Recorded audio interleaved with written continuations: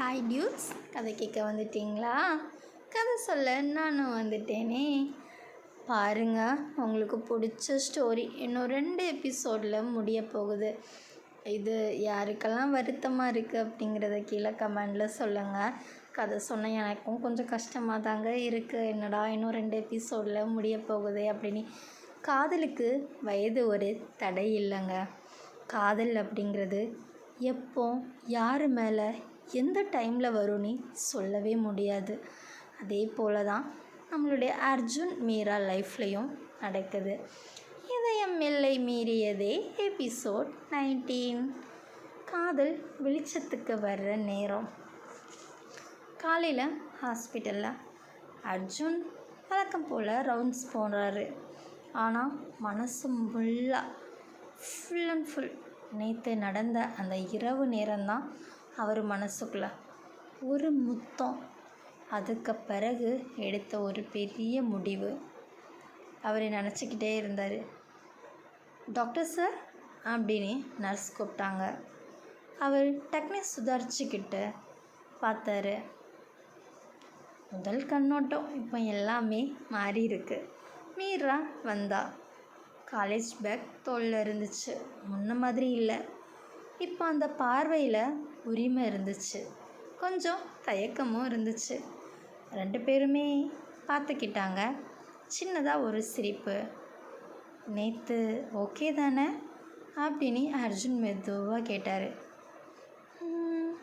Okay இல்லை அப்படின்னு மீரா சொல்லிட்டு ரொம்ப கிளியர் அப்படிங்கிற மாதிரி சொன்னாங்க. 2 பேரும் அவங்க உறவை பற்றி பேசக்கூடிய தருணம் இது. அதே கேண்டீன் பின்னால் ஒரு அமைதியான இடம். நம்ம இதை சும்மா ஃபீலிங்ஸ்னு விட்டுட முடியாது. மீரா, நீ டாக்டர், நான் ஸ்டூடெண்ட். உலகம் கேள்வி கேட்கும். அர்ஜுன் தலையாட்டினான். அதுக்கு தான் நான் ஓடலை அப்படின்னு அவன் நேராக நிற்கணும்னு நினைக்கிறேன் அப்படின்னு சொன்னார். பயம், அதோடவே ஒரு நம்பிக்கையும். நீ என்ன ப்ராமிஸ் பண்ண மாட்ட அப்படின்னு மீரா கேட்டா.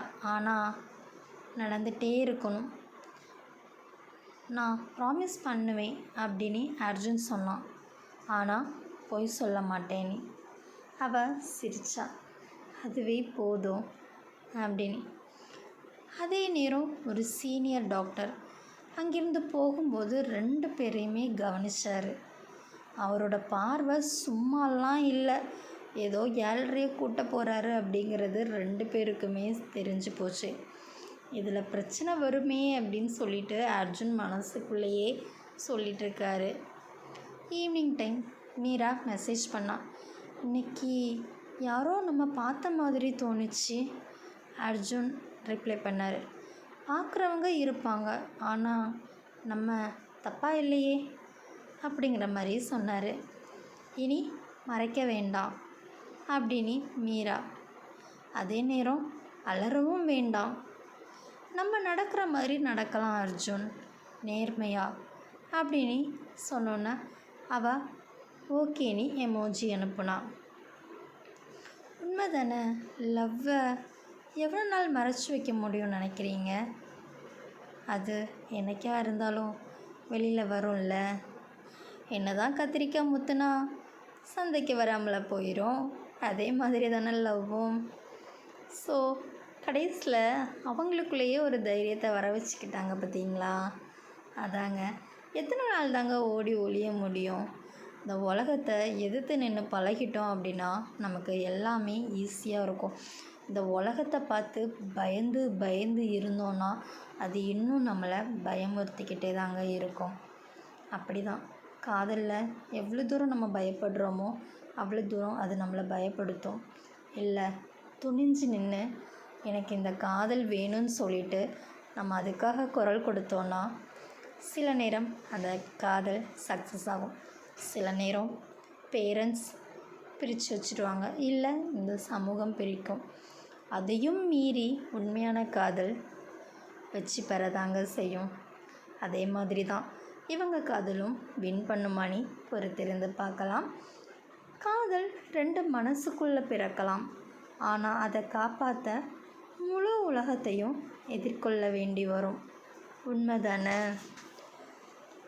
இந்த ஸ்டோரி பிடிச்சிருந்தால் லைக் பண்ணுங்கள். இன்னும் ஒரே ஒரு எபிசோட் தாங்க இருக்குது.